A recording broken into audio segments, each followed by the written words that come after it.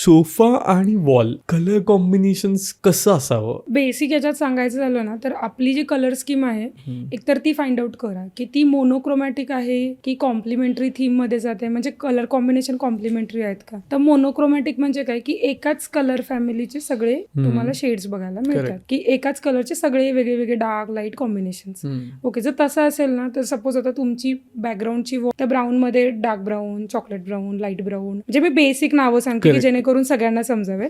मग त्यानंतर हलकासा बदामी, मग थोडासा क्रीम कलर, बेज कलर, अशा ब्राऊनच्या शेडमध्ये व्हाईट पर्यंत येतात. तर मग जर तुमची कलर फॅमिली ती असेल की तुम्ही मोनोक्रोमॅटिक मध्ये ब्राऊन कलर सोबत सगळीकडे प्ले करताय जाऊ. तुम्ही तुमची जी सोफाची बॅक वॉल आहे सबती तुमची क्रीम शेड, म्हणजे मोस्टली हा कलर असतो की बेज किंवा क्रीम वॉल्सला असतात, तर तुम्ही फर्निचर ब्राऊनची कुठलीही शेड घेऊ शकता. तर तेच जर आता सपोज तुमच्याकडे तुमची कलर स्कीम अशी आहे की तुमचे एकमेकांना कलर कॉम्प्लिमेंट करतात. एक कलर आहे जो पूर्ण अपोजिट आहे आणि तो दुसरा अपोजिट कलरला कॉम्प्लिमेंट करते, कॉन्ट्रास्ट म्हणता येईल ते करते. तर कॉन्ट्रास्ट कलर स्कीम मध्ये पण कसं येतं की एखादा ब्राईट जसं आता येलो आहे, त्याच्यानंतर डार्क ब्राऊन कलरचे असतात किंवा आणखी थोडे डार्कर शेड असतील तर ते शेड्स कॉम्प्लिमेंटरीला पण यूज करू शकता. मोस्टली तुम्ही आता ह्याच्यामध्ये पण एक गोष्ट आहे की सोफा ना ते नेव्ही ब्लू किंवा डार्क ब्लू कलरचे किंवा ॲक्वा ग्रीन कलरचे सोफाच बघितले असतील जे सध्या खूप ट्रेंड मध्ये होते लास्ट इयर. ओके, हा, तर तो ते कॉम्प्लिमेंटरीचं कॉम्बिनेशन झालं की मागचा कलर सपोज ग्रे आहे, व्हाईट आहे, येलो आहे, तर पुढचा जो आहे तो